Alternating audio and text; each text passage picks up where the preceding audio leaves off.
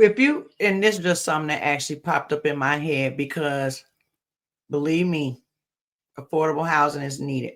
But I do think that everything should have something in place. So we talking about a lot of affordable housing. Now we're talking about mixing all income levels in. Amazing. Would there, or could there even legally be, I'm not even sure, a mandate to where you have landlords screen their residents properly and effectively, so we won't continue to see the same problems with sort of the same type of issues, if that makes sense. Did I say it right? I'm going to give Maxi the first shot, and then I'm happy to respond.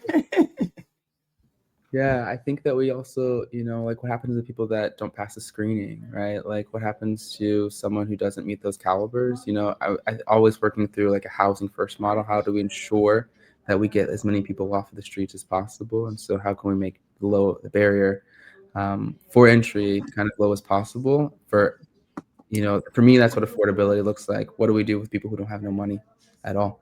Well, I'm not even actually, and I should have said that. I'm not even thinking of a financial.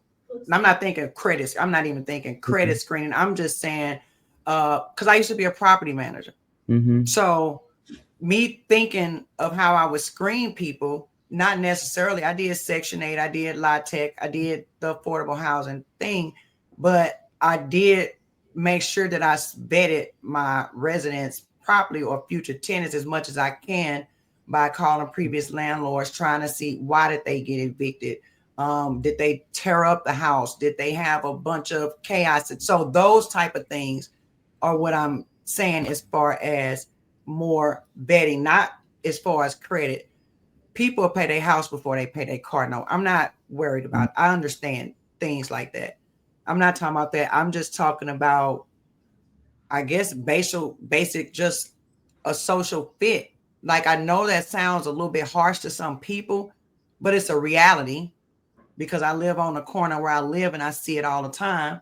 But I also see another landlord that has a high turnover. He's had like 6 tenants of the same type since I've been here, and it is not pretty. So I'm not even thinking he's doing any vetting, or she. I don't know if it's a man or woman.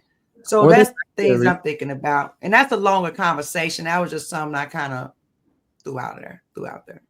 I think there also could be a reason, like why do people who, we can see a correlation between like chaotic behavior and like wealth inequality about like, cognitive developmental issues. And so like, what are the causal links of a landlord perpetually having bad tenants? Is it that they have roaches, that they got rats, that they are, that the bills are so high because it hasn't been updated with weathering? What are the components of the landlord, and I think when we're looking at the screening, I think we also have to, it's the discrepancy of the landlord themselves, right? Because some landlords, they're like, okay, you've got a record, I see you're in a tight fix, I need to make this exception to you because like I trust you. And I think that there needs to be a trust that goes both ways. And I think a lot of times we put that focus and the trust on, the tenant needs to be the one that is implementing and showing the trust. But I really think the housing issue is because we don't have landlords that are trustful, trustworthy. And so I always think about the causal implications of like negative like components. Like, is it all just on the renter? And often we can see it's the landlord. Slumlords always getting bad tenants because they got roaches. They got the landlord special where they paint over the light switch, Yeah, that's definitely a thing, which brings me to a question somebody asked. We hitting 8:57, so if you guys want to take a few minutes to ask some of the residents' questions, I think we answered and covered most of them, but somebody did. I think this was her.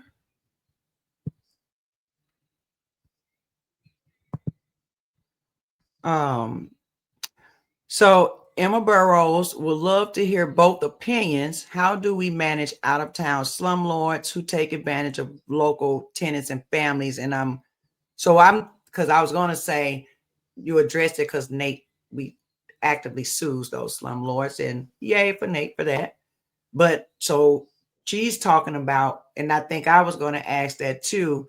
tenants and families. If we talk about slumlords, is this something legally you can do to make them do right or leave or sell with an active, you know what I mean? If they're actively collecting rent, tenants in there, things like that. Maxi, can I take this one? So this is a passion project of mine, but the number one way that we can solve bad landlord behavior is with better, stronger enforcement from the city of St. Louis. And the city of St. Louis has basically abrogated its responsibility regarding bad landlords in this city. We know that we have a bad landlord problem. We know that we have a vacancy problem, and our building division's setup and our building division's funding does not reflect the need that will protect those tenants who are being taken advantage of, and the city as a whole that's being taken advantage of by out-of-town speculators and people trying to make a quick buck on our community.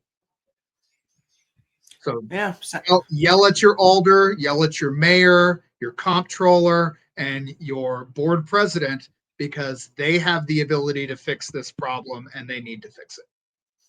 Yeah, and I think I definitely think that everyone, because everybody's always so focused on like the federal, even myself, we have got to get more focused and knowledgeable about the local issues and politics and knowing how who's working what.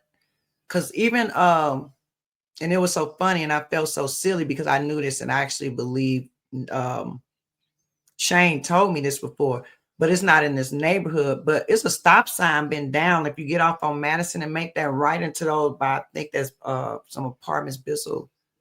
There's some apartments over there in Midtown. That stop sign has been down since the beginning of the summer.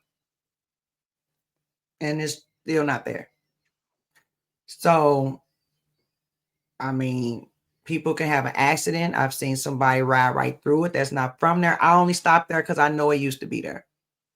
So things like that, we have got to get involved, people. I have Blackberry puppets. Did I say that right? Yes, Blackberry puppets. I lived in the Shaw during the time period Nate mentioned.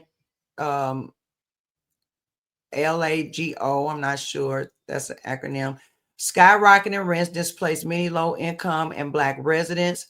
What is the answer? Rent control has been effective in other big cities. Yeah, So I guess when we're talking about affordable housing, we are talking about rent control, right? We're talking about setting rents at levels where people can afford them based on not spending more than 30% of their income on housing. And so when I was talking about supply and starting with affordable housing first, that's how we keep ourselves from becoming Shaw. We find the partners who are willing to build that affordable housing. And again, this is where I think we have good news in Dutchtown. Dutchtown Main Streets keeps track of this with our partners, and on our sort of greater footprint, we have 182 affordable rent-controlled units in the pipeline in Dutchtown coming online within the next year and a half. 65 of those are at least 3-bedroom, and I think that's number one in the city. I would challenge any other neighborhood to say that they're doing a better job of creating an affordable housing pipeline than Dutchtown. And so that's why, like I said, you'll never hear me say we have too much affordable housing, because a high supply of affordable housing is good for Dutchtown. it is. I can't hate on that.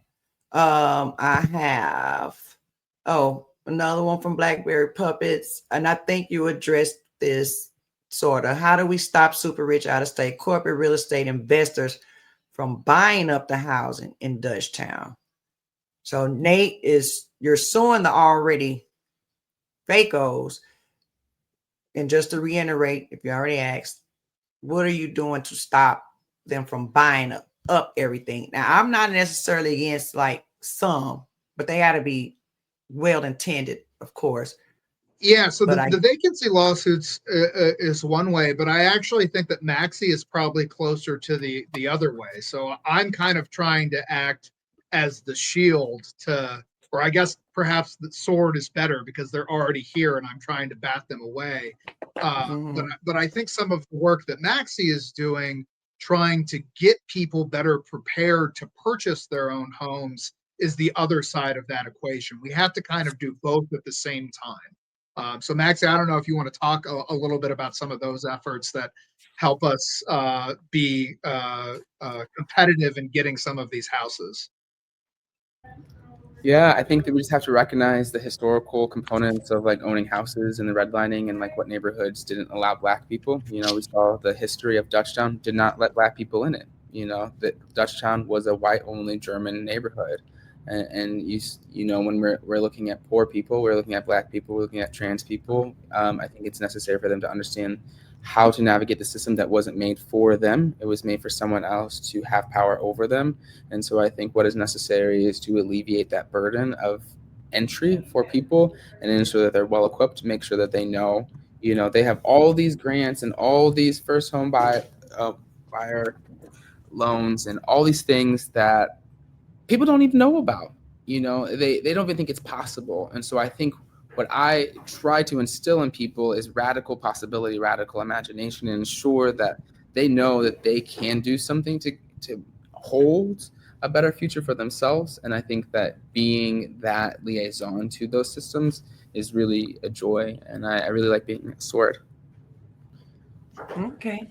So we got warriors on each side, right? And we just need the community to stay strong, have faith,